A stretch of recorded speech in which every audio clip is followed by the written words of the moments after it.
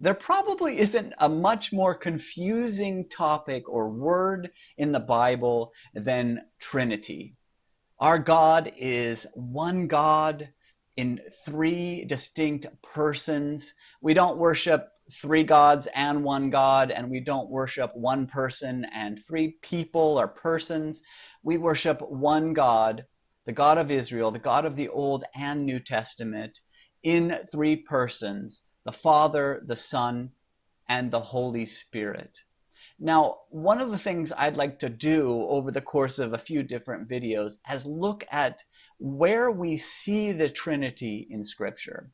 One I'd like to look at right now is in the paragraph that is called the Great Commission. It's one of the last things that we hear Jesus say before he is taken up into heaven or before he ascends into heaven. And it is words that are very, very important to a follower of Jesus. And in there, we get an insight into the Trinity. Let me read. He says, "Therefore, go and make disciples of all nations, baptizing them in the name of the Father and of the Son and of the Holy Spirit." Let me just stop right there.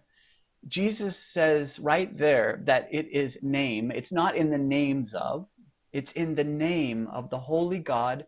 And what is the name of the Holy God? The name of the Holy God is the Father, the Son, and the Holy Spirit. Jesus very eloquently and simply talks about our God, our complex God, in this way. I hope that's helped you see just a small amount of insight into the Trinity and our God. God bless.